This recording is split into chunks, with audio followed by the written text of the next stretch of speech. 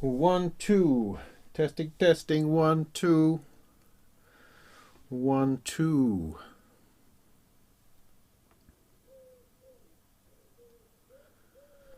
1, 2. Let me know in the chat if you can hear me. Just going to take a moment to center myself.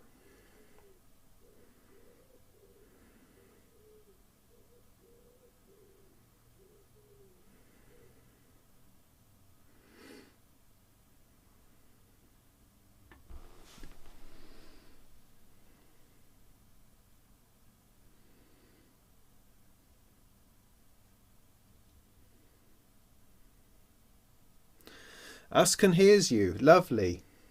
Whack-a-jazz, you're very, very welcome here this evening. I've no idea what brought you to this place, but I'm grateful that you've spent some time and decided to click on a button and come here. I think that's amazing. So you're very welcome in the chat. Be nice to Mr. Whack-a-jazz, please. Hi, Andrew. Hi, James. Hey, Key. DB. Oh, look at you all coming in. Isn't that lovely? I do appreciate you lot. I really do. It's so heartening. What am I sitting on? Right, just give me a minute, as I say, and then we'll get on with whatever it is this was about. This is not, in case you're wondering, this is not supposed to be the Molten Monthly live stream. This is a live stream I meant to do last week and just didn't find the time or the energy. Energy is a bit of a thing at the moment. If I look tired and grey, it's because I am. It's as simple as that, really. So yeah, it's not a regular live stream, although we may just sit and chat. I don't know. I might have to wander off and get a beer at some point, but not just at the minute. But I do have a plan. There's something that I need to do. Is I need to keep moving things forward. As anyone with some kind of plan always knows, some kind of plan. So there's things I have to do, and that was what I wanted to do. And I thought it might be interesting enough for people to tag along and have a watch. So that's why we're here, and it just gives us a chance to say hello and to chat as well a bit, which is always nice. So no harm. No harm, I would say.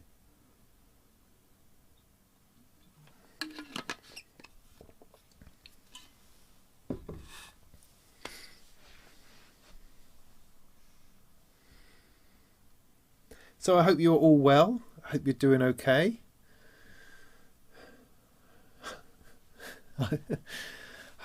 I can't even think of any pertinent questions to ask about the world just at the moment. No clue. Football. Been watching the football? I've been half watching the football, trying to watch the football. Had this, annoying technological, sign of the times kind of thing happen yesterday with the football. Because back in the day, right, if you were going to miss the football because you were out having to do something, you'd stick your VCR on, you'd record it off the telly, yeah, and then watch it when you got home, and you'd avoid putting the radio on between what you were doing and coming back home to watch the football you'd recorded. But of course we don't do that these days. No one has video recorders, and it's all streaming and it's all on demand, and we all just assume that as soon as something has been on the telly, it's available to watch again. All my kids absolutely assume that. They don't have any concept of something being broadcast live and then it not being ever seen ever again.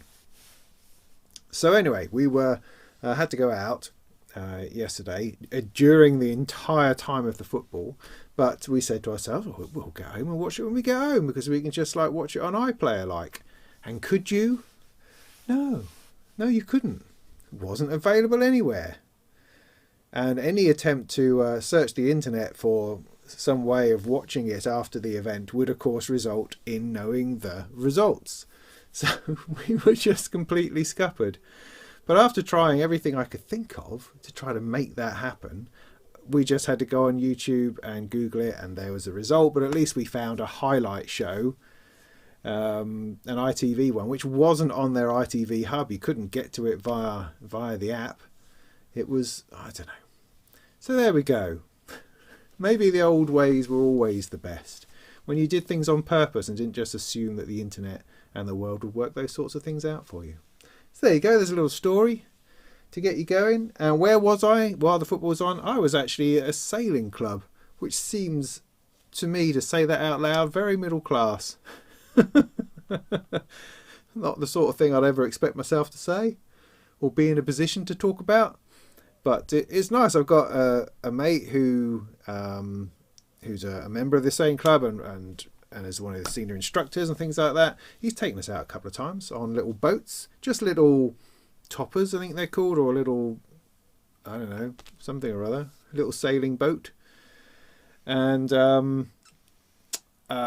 my oldest kid is doing Duke of Edinburgh Bronze Award, and for his volunteering, he's volunteering at the sailing club because my mate said, why doesn't he do that? That sounds like a good idea, and he just helps out and that sort of thing. So I took him along for the first time last night and just had a lovely time. So does this mean I'm somehow going to develop yet another hobby? I do not know. But it's certainly lovely to be out on the water. That, without a doubt. So anyway, heck, a whole bunch of people. That's really nice. Good to see you. This is an impromptu one. I wasn't supposed to be doing anything clever, but maybe we will. Maybe we will. So how are you all doing in the chat then, before I gather myself together in order to do something more interesting? No live stream, no TV. I don't even know what that means, but thank you for the question.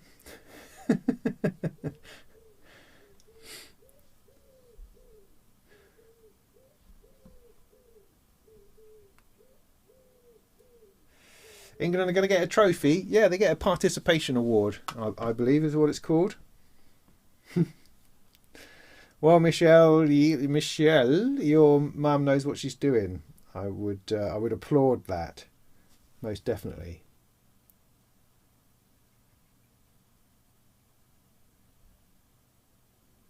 Right, okay, fair enough then. Sinister, yes. Now, all right, we can talk about that just for a second. The Behringer systems, of course. This was my major gripe from day one. When those modules first came out, the System 5.5 modules first came out, I thought, oh, okay, but why is there only two? Oh, they're coming out later. So what, like one at a time? So you get a VCA, oh that's fun, and then you get a noise generator. Then you get some weird S-trig to V-trig thing that nobody understands. And over the course of a couple of years, gradually all these little modules come out. It's just a weird way to approach it. Never made any sense. Same with the System 100. Because you're modelling an historical system that doesn't really fit with other Eurorack modules, particularly, although you can make it so. It's a different thing. And so it made absolutely no sense to me to release these modules individually. Well, of course, make them available individually, that's fine, but you should release them as a system, as a modular system, like people would have bought the Moog systems. That, to me, was like a no-brainer. Why not? Why don't you do that? I couldn't understand it. And looking at System 100 modules going, well, they're great within their context, but they're actually not great in terms of Eurorack modules and functionality on the whole, because they're a bit quirky and a bit individual and a little bit old-fashioned, and things are actually better now, and there are better Eurorack modules now which do similar things, which are just a bit more together. Whereas the System 5.5, System 100 modules would work brilliantly within their own context, but that just wasn't a thing. And so Behringer have had this brainwave to release them as systems. Duh! Yeah, that's exactly what you should do. And so for a couple of grand, you can pick yourself up a Moog modular in Behringer format. Fantastic. Fantastic. Rather than scratching your head and going, which ones do I need? How do these work together? Well, I hope they also provide some kind of patch guide or something. That would be useful, but I don't imagine they ever will. But you know what? If they were to send me a System 55 or a System 100, I would work up some patches for them. Yeah, I would do that. Would I? Yeah, no, yeah. Yeah, I would do that. Anyway, in a similar vein, My plan for this evening is to put together my 2500 modules, because I now have a bunch, and I have finally the oscillators have come through, so it can actually make some sound. And although I have been using the filter amp module in particular within my normal Eurorack, because that really fitted in quite well as it goes, I now kind of want to push it into its own little world so that I can explore the sound of what it's supposed to be in the environment that it's supposed to sit.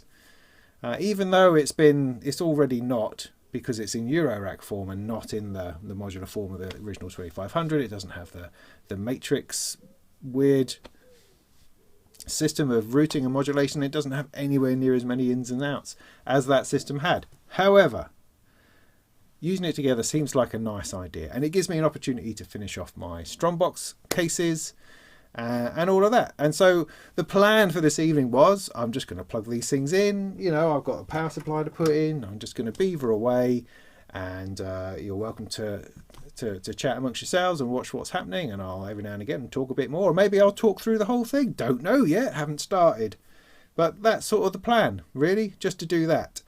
I also want to put together the other Strom box, so I've got another bit of it here that I want to put back together again, because part of also, well, there's a whole number of reasons for this. I want to see what that sounds like. I'm supposed to be reviewing the oscillators, so I need to get that all plugged in. And in order to finish my review of the Strombox system, I just want to make sure that it doesn't fall over when you're patching. So this is all part of that. So I'm trying to kill half a dozen stones with one bird. Andrew, yes, only have the 960. You're right. But I have a whole bunch of the 100 series, and they seem to work fine with other non-Behringer models in my rack. No, Andrew, I think you'll find that they don't. Because I said so, and that's the rules.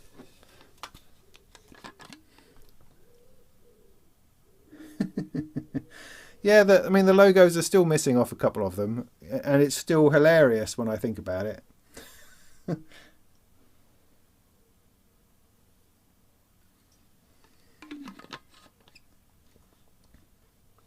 The Scottish one, thank you. You see, he knows what he's talking about. Listen to him, Andrew.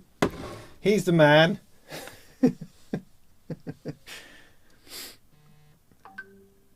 Justin, all right, mate. Take it easy.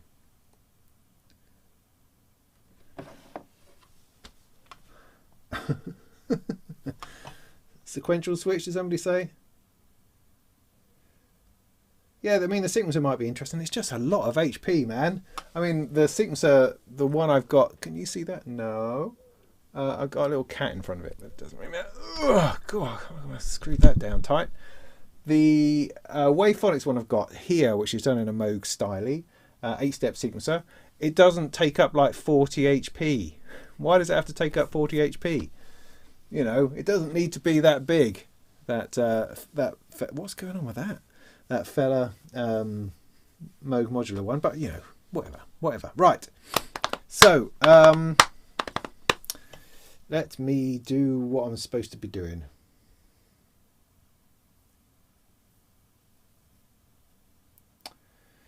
Window clicker. I suppose potentially if you're going to mult everything out, then I guess. But I mean, simple things like their filter's only got half as many inputs, the oscillator's only got half as many outputs. I mean, you can mult stuff out, sure, but it doesn't. If you only have a single input into something, that's not something you can mult very easily. So you know, I mean, it's arguing the toss, really. I think I'm not in the mood for that. That's for sure. Oh, I almost took my jumper off. Hey, look, I've got my Utopia Strong T-shirt on in honour of Steve Davis. Can you see that? It even glows in the dark, this thing. So look, if I do this, right, see it's glowing in the dark. I know you can't see it, but I can, and I think that's awesome. If I could make glow-in-the-dark T-shirts, I would.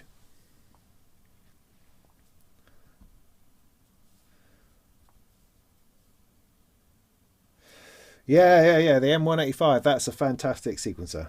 A lot of fun.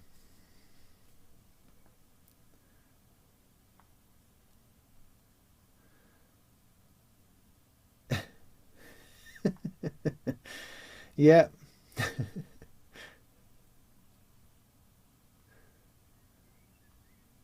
Yeah. I mean, the funny thing about Eurorack is that you can do anything if you throw enough things at it. You know, you get enough mults, get enough splitters, switches, VCAs, of course, obviously, get enough mixers, etc. You could do the lot, everything. So there's evidently no talking to you this evening. Right.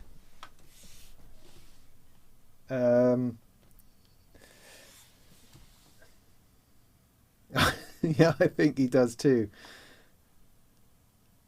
Be cool to hear what you think about the Behringer 2600. Yeah. Yeah. Well, you know, as with all their reinventing of, not really even reinventing, are they? Reimagining, honouring of the past. They do a good job, generally speaking, as far as I can tell. They've had a few LED problems, I think, and little bits of production issues. But other than that, I think they sound great. Probably good fun to play with. I've not really played on a 2600 before, so I don't really have a feel of what it's supposed to be like. Played with plenty of software ones, but you tend to be sort of presetting and fiddling with that as opposed to patching it up from scratch. But I imagine that it's probably underwhelming, I would say, because it's only really a little synth. It's just in quite a large format.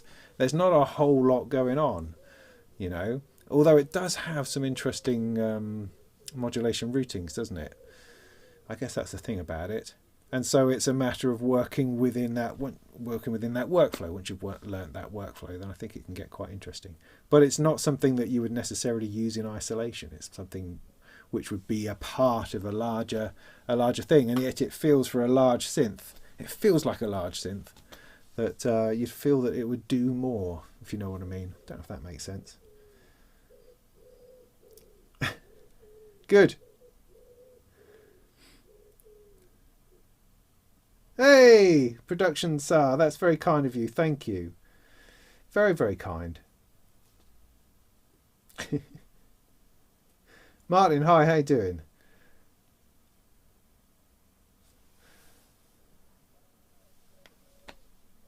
Great. The operator, nice, great. I'm glad that's fun. I'm glad that's fun. I mean, funnily enough, I had a really nice time with the Teenage Engineering OP. I've forgotten what it's called. The yellow thing. What was that? I got the other one around here somewhere. The 400, that's right, the pocket operator, the POM 400, and that's essentially a 2600, kinda. And I had a lot of fun with that. I think the whole thing is that, I think perhaps what's interesting about the 2600 is that it focuses you in on something. Because with Eurorack, your focus can be all over the place. You can get scattered over here, scattered over there. That's one of the reasons why I'm trying to work in a smaller case at the moment, is because it brings your focus in to do something with what you've got. And similarly with the systems that Behringer done, the system 15 and 35 and 55, it's going to have the same effect. It's going to bring you in so that you start focusing on what's in front of you rather than trying to patch into something else all the time. And I think that's enormously healthy, and I think that's going to help you play with a synth. So something like the 2600 is big enough to impose that kind of restriction upon you in a good way. Saying that is a good thing. I mean, this 2500 I've got here, I've got two oscillators and two filters, so I've got two voices, kinda, to play with, but that's it. So it's not as if it's going to be making massive chords or anything. It's just going to be pretty simple. So let's get into that. OPZ? No. Big Yellow, thank you.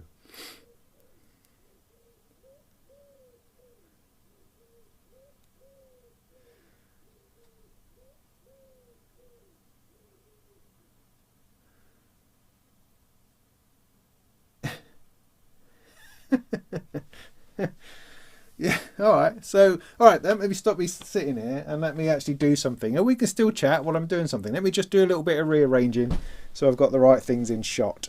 And there's my stomach for you to look at for a little bit. Over there. So I might need to go and get some more liquid at some point. We're going to put this fella. I don't need that, do I? I'll get rid of that bit.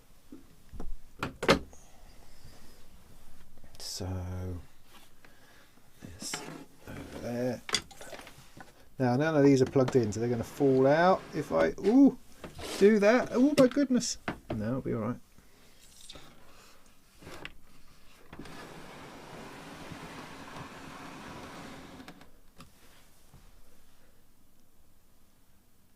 That's not even in shot.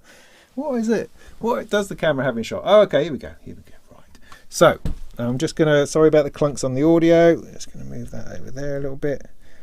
Trying to get this a bit more focused in on this fella. Try not to stand in front of it too much. Good, lovely. Is that? Yeah, that seems to be in focus. Good, la-di-da. Your banner's still up. Oh, bugger it. Well, I'm going to start in a minute.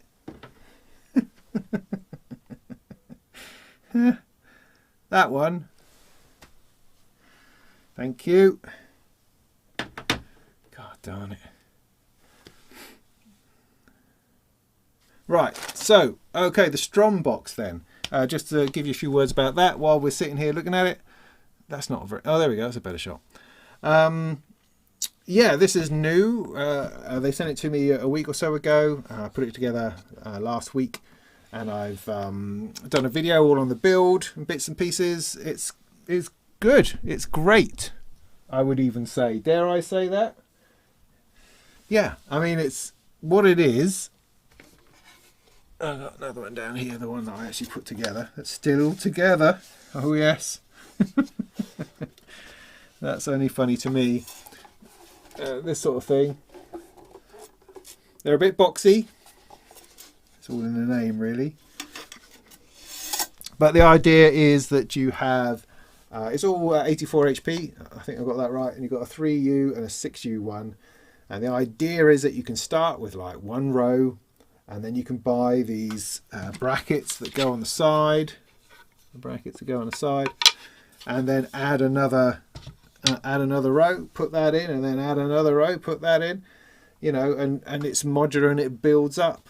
So it's quite nice. It's not badly priced. I've already got full of flipping spiders. Come here, get out of it.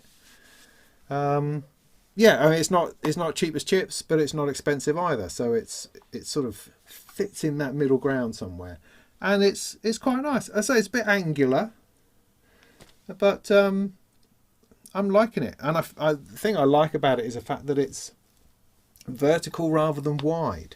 So I was thinking, well, 84 HP isn't that much really. You know, everything else I've got is 104, but height is actually what I have in my shed rather than width, and so this works for me. And I could have two of these 6U ones together. I think one on top of the other, potentially. But, you know, one thing at a time. So I think what I'll do is I'll take this one out because that's a distraction. Just focus on this for the minute. And then I'll put this with the other one into the other frame. A couple of nice things I've got. For instance, at the bottom, I've got a little skiff here at the bottom, which is lovely. Comes with a cable holding thing. Stick somewhere on the side somehow. In some fashion. That's pretty cool. Heck of a lot of nuts. I'll just get rid of that bit. But also, and this is rather good, I mean it's really nicely made, is that this, if I put it around this way, is a drawer. It's a drawer for your bits. Oh, look at that. There's a flipping sequencer inside. See, how awesome is that? This is my plan to go with the 2500, is to have some kind of hardware sequencer. I was thinking of a keyboard really, because it was played with a keyboard, you know, the 2500. So that seemed to be like a good idea. But this fits in here so nicely that I might just use the SQ64, which is what it is, if you can't quite see that. But because it is something I haven't, you know, I've put to one side. I really need to use it again.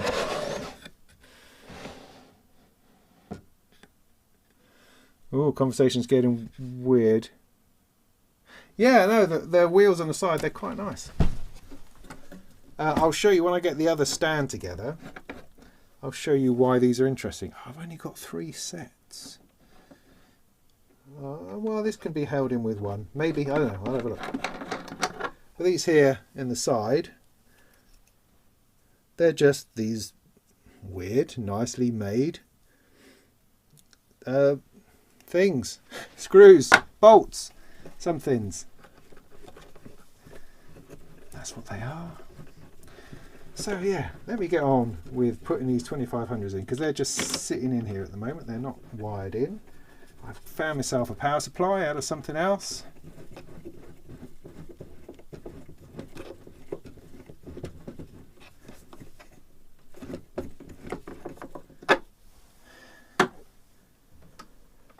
So that's in there. Set that off. Nice. I mean, you could just have these knocking around, you know, these boxes.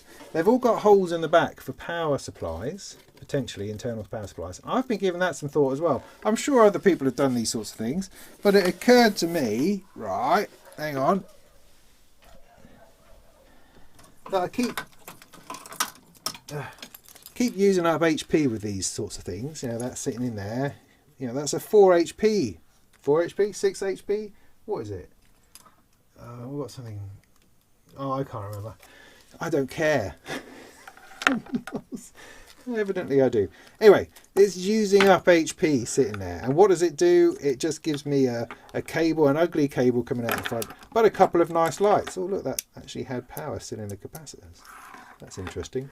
And there's spider poo on the front. God. Oh, that's horrid. Hang on.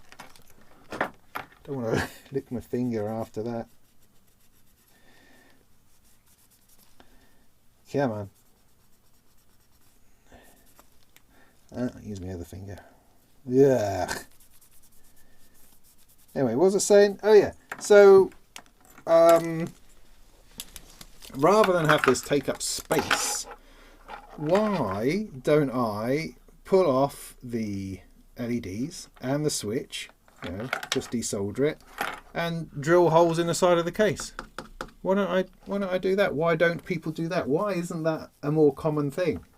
And that way I can use a, you know, straightforward laptop supply rather than a kettle lead, and I can have this, you know, switch on the side and it's not taking up any space. I think that's genius, but I'm not going to do that right now. I'm just going to put this in here and hopefully it'll all be fine.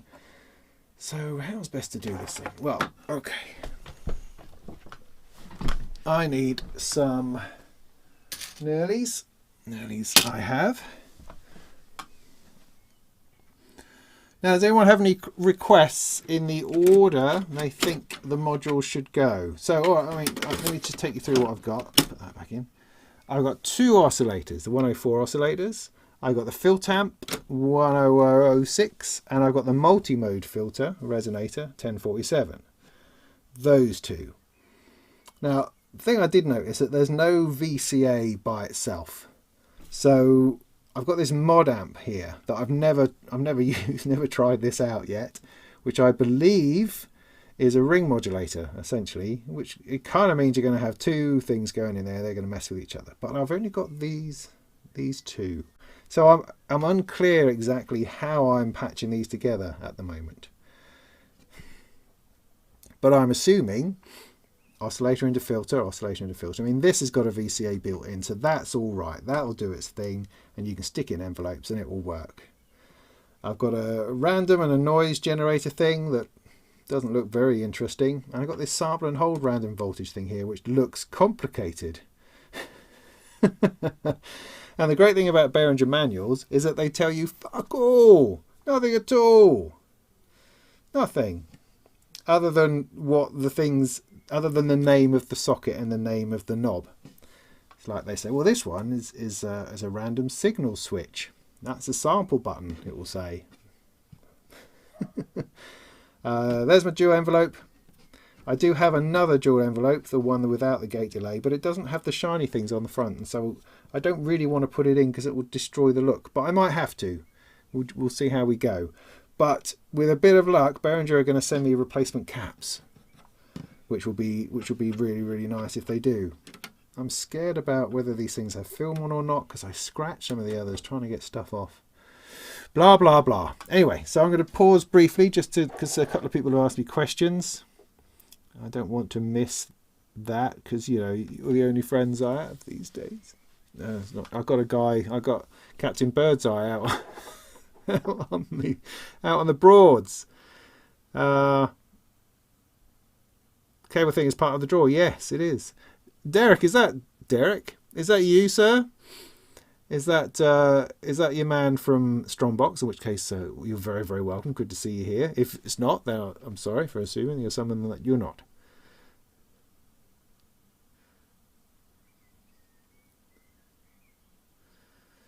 Keyset Pro, yeah. What? Yeah, no, I like the wheels. I think those are good. They're a surprise, but they're good. You know, they really are. The Micro Zeus needs the metal rail for heat dissipation. Does it now? I mean, it talks about this thing being hot. You think the heat? Am I actually on camera? I have no clue. The heat is taken through the rails. Why does this need such heat dissipation? No other power modules I have ever talk about it. So that's interesting. So then maybe I wouldn't use this one for that. I'm only kind of using this one because it matches a little bit out the front. So if I was going inside, I would probably use one of these. Where's the other one of that gone? Oh yeah, it's in my case. See, I've got modular on the floor. It's not good. I'm not proud of it. Oh no, that's the cable. Are we still going? Yeah. So yeah, if I was putting one inside, it'd probably be this one, which is the Befacco Power Skiff, because they do these in kit form, which means I can just, rather than solder things to the board, I can solder a piece of wire to that and have it stuck out the side, so a little bit easier to use. Just get some different LEDs. I mean, don't even need the LEDs, to be honest. You know, they're not. I've never turned one of these on for this to say anything other than light up. I'm sure it's supposed to tell you something, but you know, these things just work, don't they? So, you know, the switch, the little switch, and the DC socket, stick that on the side, and job's done. This doesn't ever say anything about needing there being a heat problem. It also has the added bonus of a USB socket, which I could also reveal on the side. I mean, this kind of thing is absolutely assuming that I have those kinds of crafting skills to make that happen, which I don't really. So it would make a bit of a mess of something, I imagine. But it's still very, very tempting. Put that down. Right, focus. So I'm probably going to need to just take these out of here, otherwise they'll fall out and that will be annoying and embarrassing. Now, ooh, like that, you see. Now in here, this is all sliding nuts, which is not everyone's cup of tea. I don't mind them because I'm used to those Moog cases. And there they all are. Not very many, but hopefully enough. So I need to put the power supply in first, really, otherwise I'm going to forget to plug things in and then I'm going to be taking things out again and it'll just make it look like I don't know what I'm doing. So that's the first thing I need. It's one of those over here. No, wrong row. Doo-ba-doo. Like that. And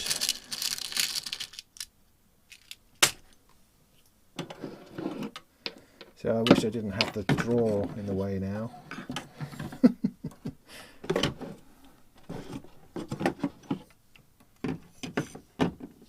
I thought that was a good idea to start with. Oh, right. Oh, hang on. It's all gone a bit wrong. Hold it together. Of course, I am wearing anti-static underpants, so, you know, everything is as it should be.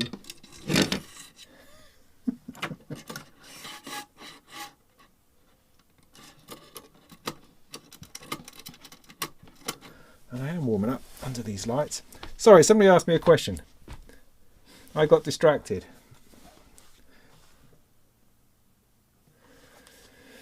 With the Syntrix Oxy 1 Yorick Tech LFE is some way to add additional filter. Strymon Night Sky Moog phaser pedal. Is there a question in there somewhere? With the Syntrix Oxy 1 Yorick Tech LFE, is there some way to add an additional filter? Yeah, I mean, I expect so. It depends on when you want it or whereabouts you want it. I mean, you can get plenty of filter pedals, or you can get multi-effects that got filters in. If you're looking for an analog filter, then it's probably going to be easier to get that into the Syntrix because that's got an external input, so you can route you know, one of the oscillators out or a mix out, come back into it again, I believe, on the Syntrix. Yeah. Otherwise, you're looking at, you know, a little row of Eurorack with a bunch of filters in it. You can do that, and you'll probably want something just to change the level, sort of up and down 18 dB, say, in order to match a Eurorack level a bit because it's quite hot, as opposed to regular audio. That's a consideration. That's just off the top of my head.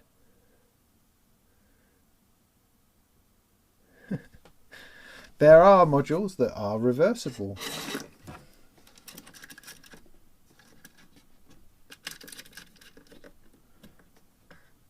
Okay, look at that. That's in. That's awesome. Great. Right. So, let's slide me nuts. Let's stick. Now, I don't mind flying bus cables. You know, I know they rattle if you shake your Eurorack case, but I would suggest not shaking your Eurorack case. I find the non-shaking of cases to be a good thing.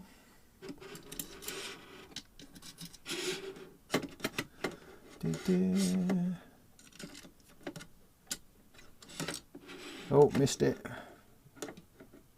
It's got a fire at the right time. See, I was just thinking to myself how well I showed my skills with sliding nuts by putting that power supply in so easily, so casually, like I wasn't even thinking about it. Has that got it? That's got it. That's got it.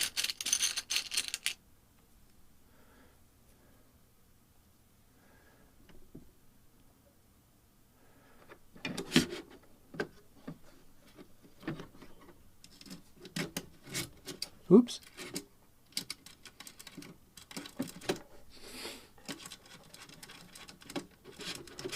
Okay, good.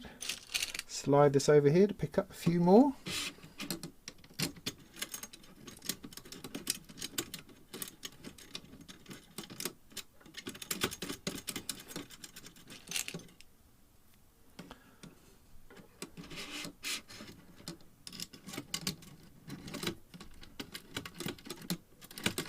So what are the odds on actually getting sound out of this evening?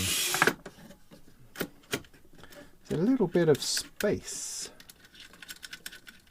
in this particular row. So there's the oscillator. Next up is this filter.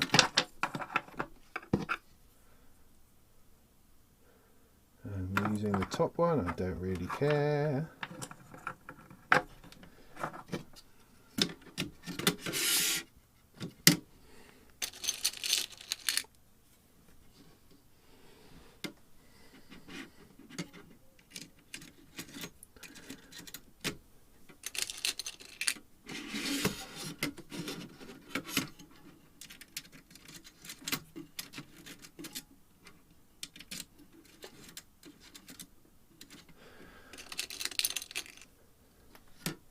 No, I don't mind the sliding nuts, man.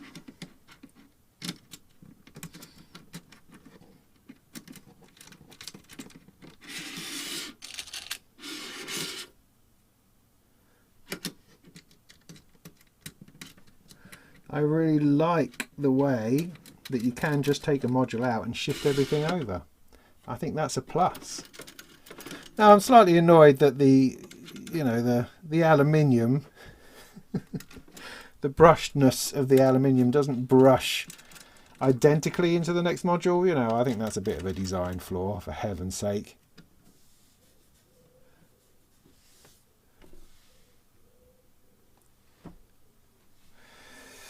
No, you see, yeah, you need to get a Patreon account. Once you get Patreon, you get people giving you real money, then you can afford the Nurlies. No, Bafako very kindly sent me an extra pot for the when they sent me the more fader when we did our live stream the other week, which was very kind. So I have a for the first time ever, I have more Nurlies than I need, which is just brilliant. Not for long, mind.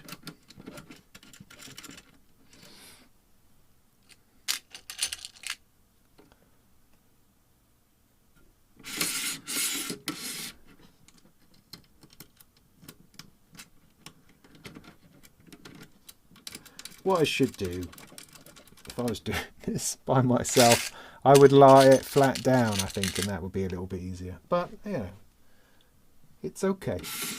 It's okay.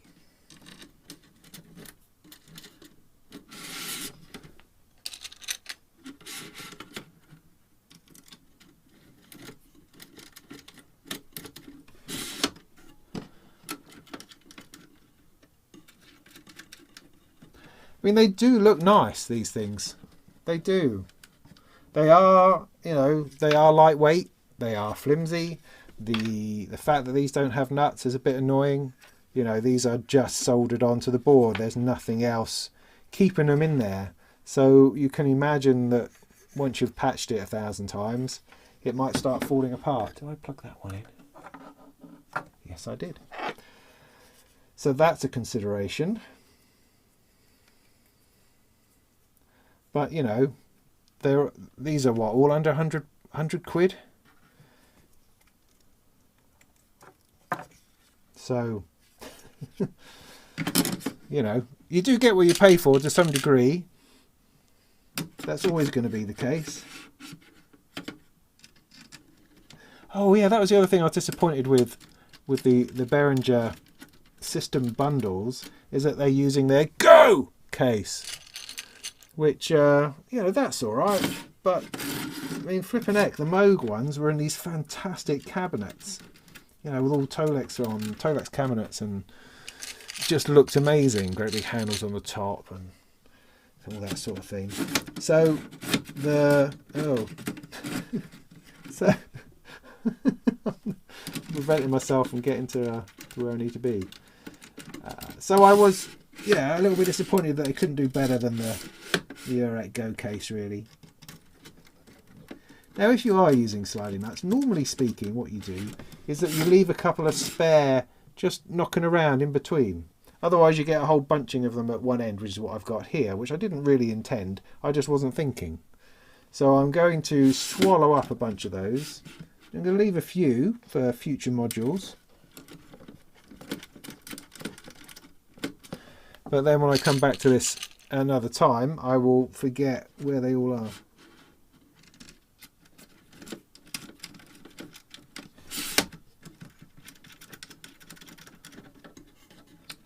Good, look, there's a row in.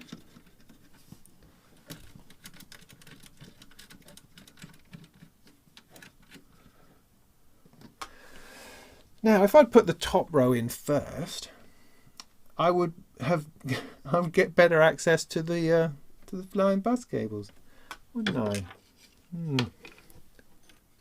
Not to worry.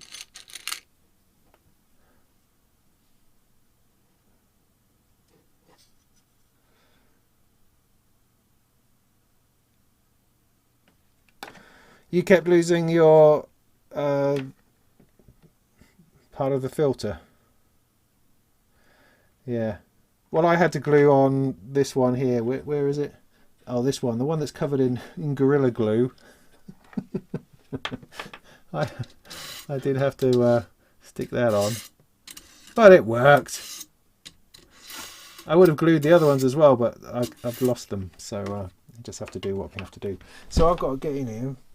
Plug this in. Hang this out here somewhere.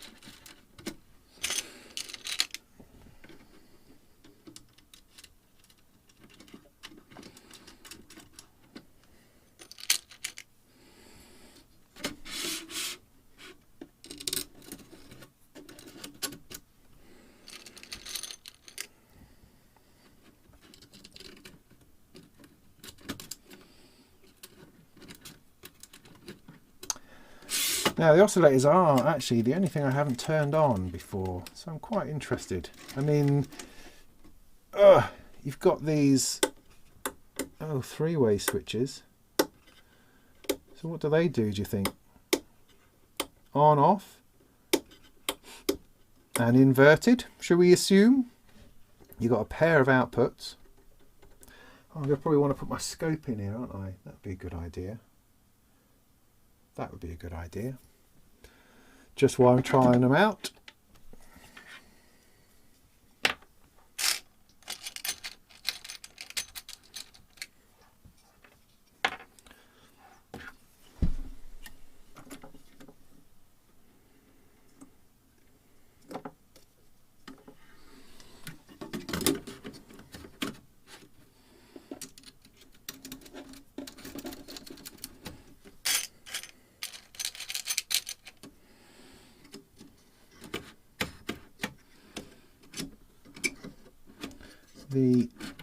The fit in this top row is a little bit tighter,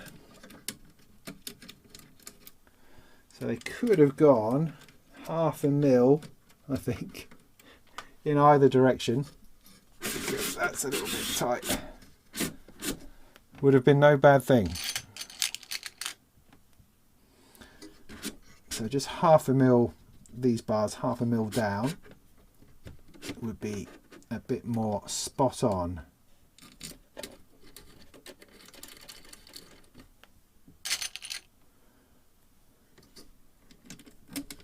But it works well enough. Not saying that it doesn't work.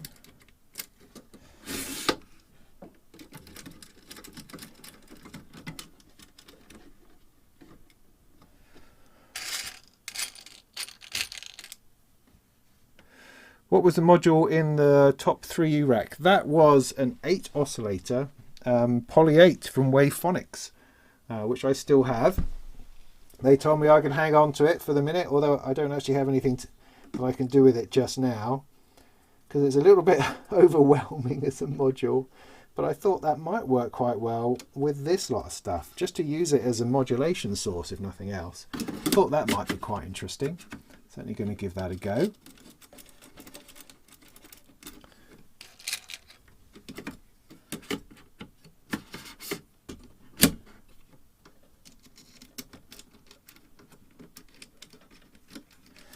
Int random sig.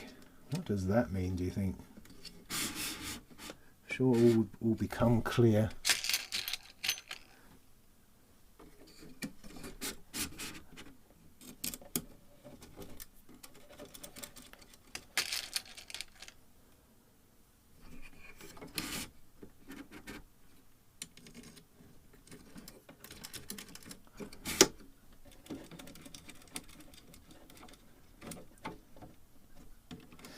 Well, I'm starting to appreciate the fact that they are all the same size. And I hadn't actually cottoned on to that until this moment, as I put in one which is not the same size. Why did they do that? Why did they do that? Just that one is not the same size. How funny. How funny is that? Maybe this one will go down here nicely. Because then I can put the other envelope above it. It's just, oh, it's just the, you know, I'll get it, right? I'll get it. I'll show you what I mean.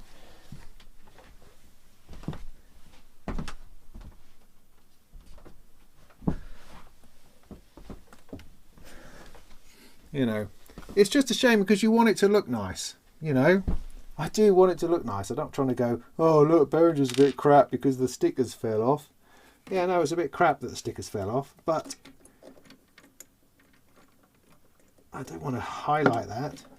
I want it to look nice. Have I got enough? I've got two left. One scope. Yeah, that's going to work. So I'm going to put this in anyway. Just now. Oh yeah, there's also the one that I rubbed the logo off and I haven't properly tidied that up yet. I will do. I will do. Ugh. So apologies for the crappiness. That's a genuine Molten 2500, that is. Don't see many of those these days.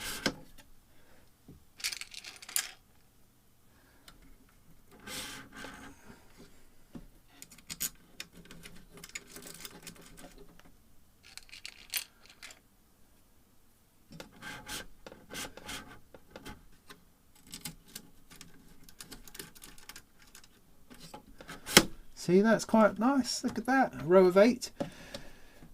Now there must be modules that we're missing because, well, there's no sequencer as yet, and I've definitely seen a prototype sequencer knocking around. I didn't Tim Shoebridge have one? Didn't he get one lent to him or something from the lab? Definitely saw something like that. So that might blow my whole little system out of the water if there's no room for it. So where's my scope? Here we go. I've also got no way to hear it. How am I going to hear it? Oh, I'll have to. I'll have to route it out over there somewhere. Okay. No worries. No worries.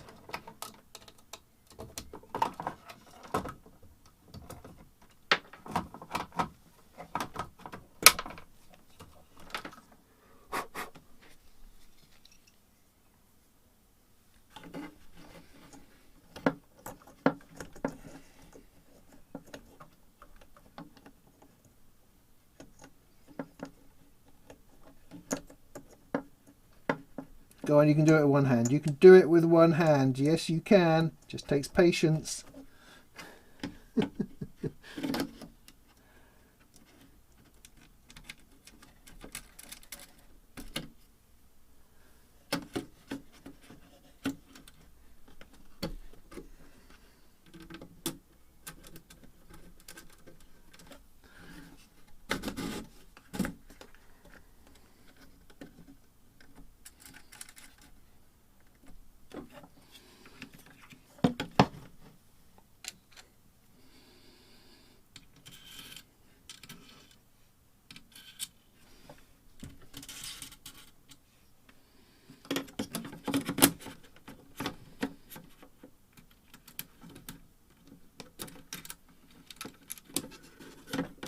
Lost it.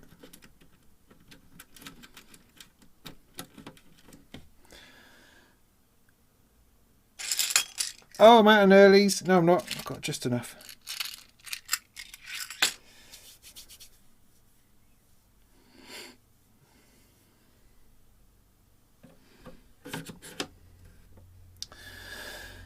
Op 6, Ian, you mean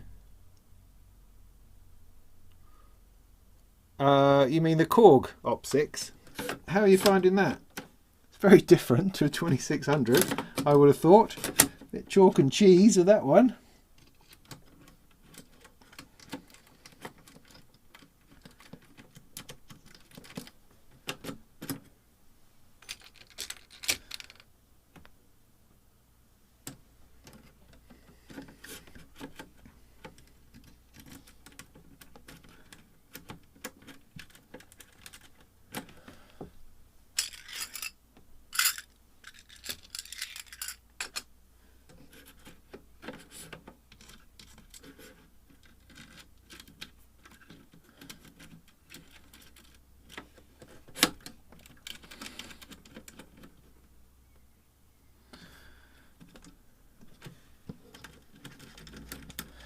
So Ian, can you tell me, does the Op6 have a similar wave sequencing engine or motion sequencing engine as the Wave State? Is it similar? Because they all seem to be based on the same sort of platform. And does it load up like a computer? Does it boot like a computer and load the sound engine? By any chance? I'm just kind of after a comparison to some other synth that they do, which I'm not allowed to talk about. Okay, what am I doing now? Well, that's all plugged in, so that should all just work. I am sorry about these knobs here. So let me take a laptop power from somewhere.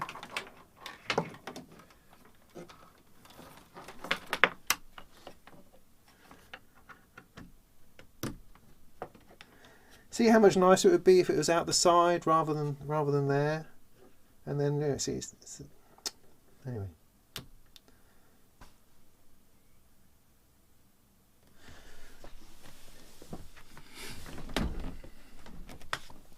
One criticism of the 2500 modules is the fact there's no lights. Nothing. There's nothing to tell you something's going on. You've got one light on the envelope generators. And this light here.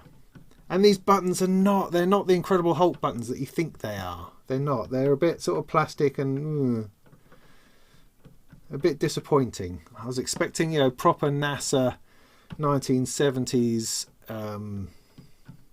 master alarm switches. Oh, there's a light here. What does that do? Right, so next thing will be sound then. Let's try and get some sound. So I just take the output of the oscillator, plug it into my scope, get bugger all. Not a thing, not a wizard, not a thing. How are we going to best do this? I'm going to adjust this a little bit so you can see it better. That might be helpful to you. Bring this round a little bit. Oh, too many things. I'm going to break that. There we go. Put it over there. Don't fall over. Oh. Sorry about the noise. So a bit of that, a little bit of me, because I still like to be part of it. Just focusing.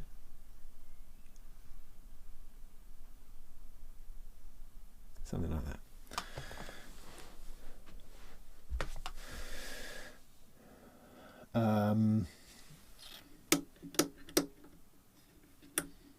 Alright, there's something there. Ooh. So I have to do a little bit of O-Tool shenanigans.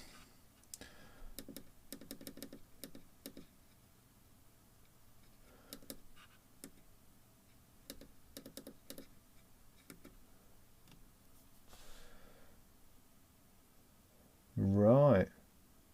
That's interesting.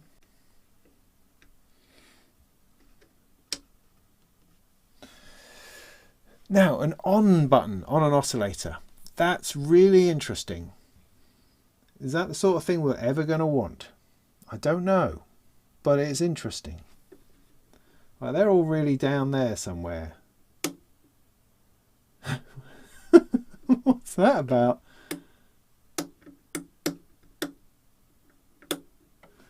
Put that back on 12, I think. No, it's only plus or minus.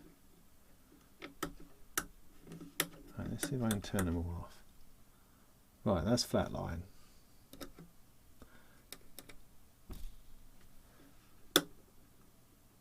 Look at that, sine wave. Okay, now we know what we're doing. Right. Beautiful. Oh, some cats outside having a fight. Now, it would be good, I think it would help if we could hear it.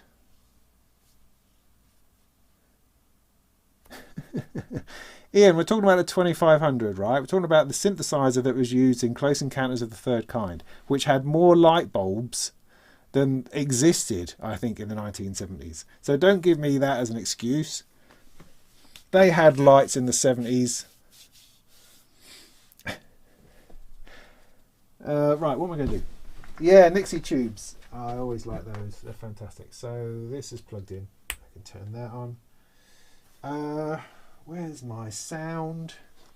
Sound is there. Where's the other end of that?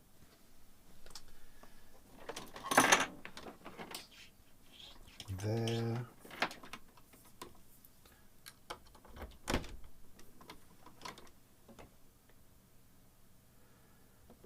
Let's take that out of there.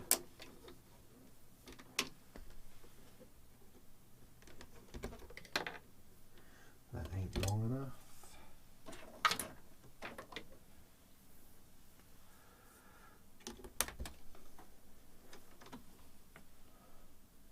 Out. Right, I've got a bit of a glow over here. That's always a good sign.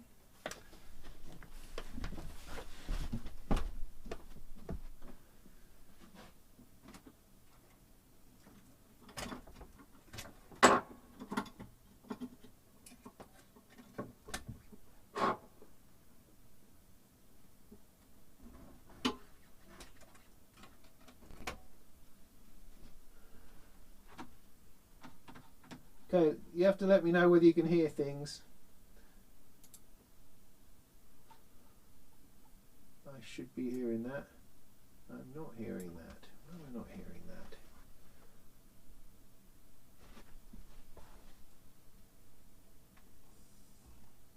I'm not hearing that. But that's making that's going up and down, so why would I not be hearing it?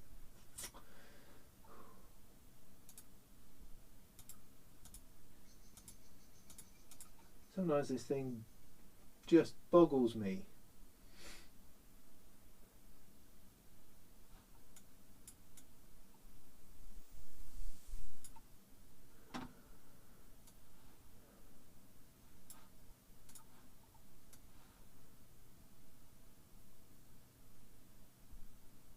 There's definitely something going on.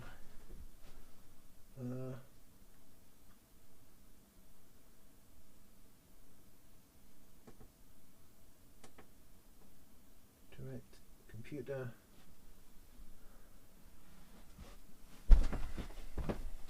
Should be hearing it.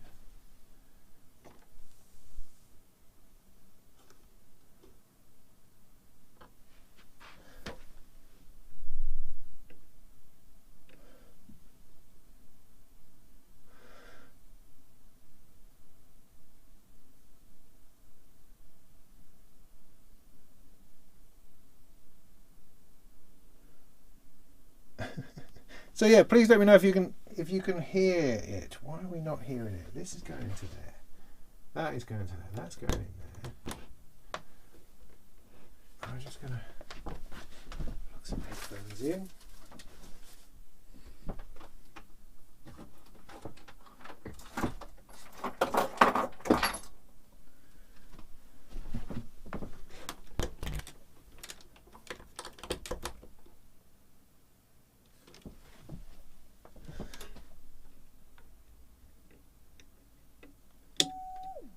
Woo!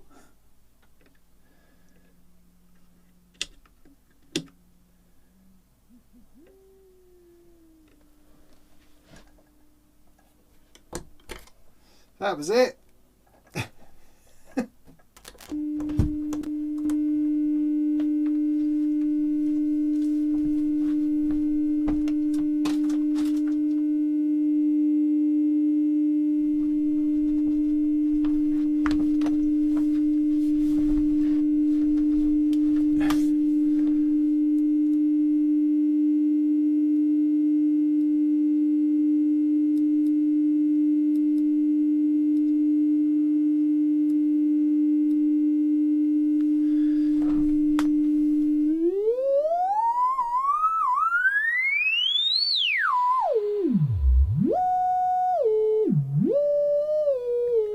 Yeah, there's a switch here, right, which goes to low, which is evidently an LFO. Okay, good tip. So tips at the moment are on-off switch and have it on hearableness. Those are not going to do anything at the moment.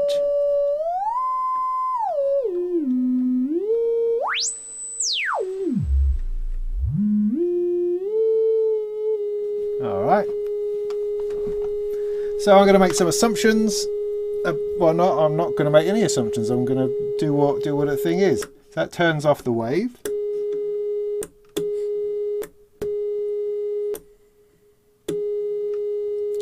Not sure what the official thing is going the other way. If I have a box, it might have that little startup guide, which at least may give me the minimal amount of information.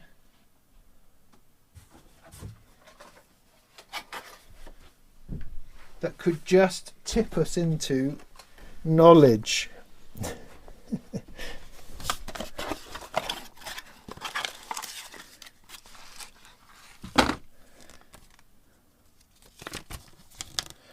It's a legendary 2500 series dual core VCO. So number five, waveform switches. Engage up to 5 waveforms by moving the relevant toggle switch to the left, or engage the inverse waveform by moving the switch to the right. Center position turns it off. Multiple switches simultaneously produces an average. Alright, okay. So we should be going to the left, not to the right. I'm sorry, I was all out of phase. That's triangle, square,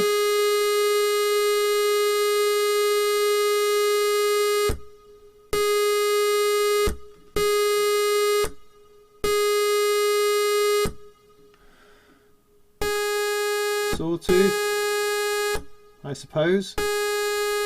It's doing weird things to the scope. And that's presumably is the pulse widthable one.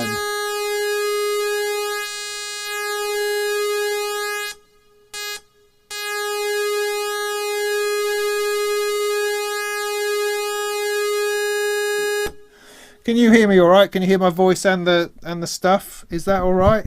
Are you able to hear me over the noise of that? So when you look at the sign on my scope, I mean, you know, I'm not a physics professor or engineer. I'm just trying to say what I see. Yeah. So on the sine wave to the left, that seems to go plus and minus 4 volts. But it's a little bit higher than it is lower. Swap it the other way, and it's a bit lower than it is higher. Triangle sits in the middle, it's high. That's about the same either way. The square, on the other hand, is all the way up there or all the way down there. Is that how those things work? So was the saw. Interesting. Anyway, so there we go. Is that all right? Is that enough? Should we go to bed? Is that about right? That's good for waveform mixing. Great. Levels are grand. Good. Good. Thank you. Thank you. That's helpful. Tar. Right. So, right. Well, that's one. Let's just make sure the other one's running also. Oh, I've got 2 outputs as well, haven't I? They seem to be identical, which is to be expected. So this one down here, turn it on, high range. Oh, it's a different note.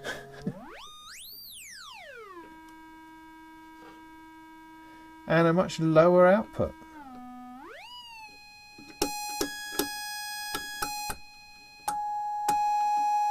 Or is it?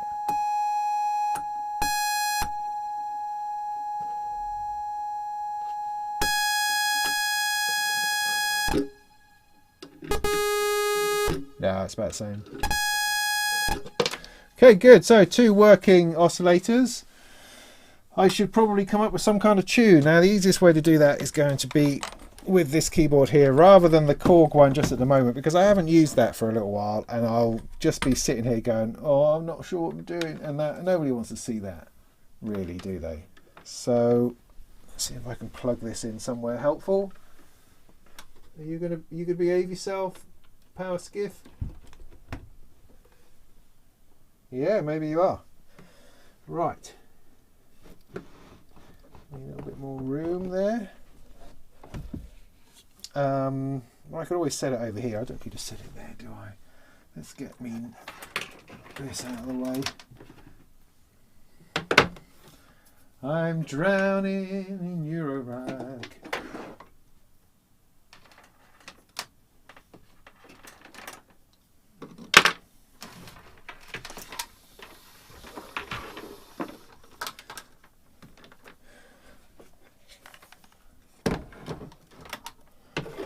Oh, get out of it. Just. In case anybody's wondering, I bought this myself. Behringer have not sent me any of this to review or anything. I'm getting no compensation from them, although they are talking to me at the minute, which is nice. I've just done a review of one of their things for Sound on Sound, which is nice.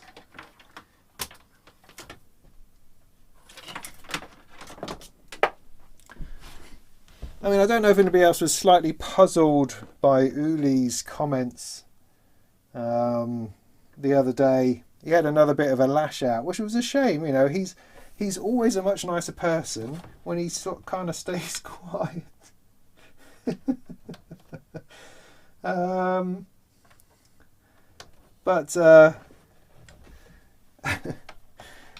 Because what am I trying to say? Oh, what he said about how he had another go at the media and critics and magazines and websites and that kind of thing. And I just think that's a shame. I think he's really not doing himself any favours. However, the other side of that is I absolutely can sympathise with the mental mess of having to deal with negative comments on the internet. I mean, gee whiz, if he reads the comments that he gets, if he reads even a tiny proportion of them, it is going to do him in. It's just awful. I mean, I have to handle, relatively small amount. And it is vicious, absolutely vicious. So what am I going to do? So, for him to have a bit of a rant about it and to hit back, I'm not remotely surprised. If he gets involved in social media like he has, which although in some way having the CEO of a big company involved with the public in that way is quite awesome to some degree, it's also like a recipe for disaster because he's never going to get 100% approval. And his business model doesn't allow for 100% approval because he does things through his own admission where he does not consider moral or ethical implications. He's purely interested in what people want and is it legal to do so. If it is, then that's fine. That's what he works by, and that's fine. He can do that. He can definitely do that. Let's not get too distracted. So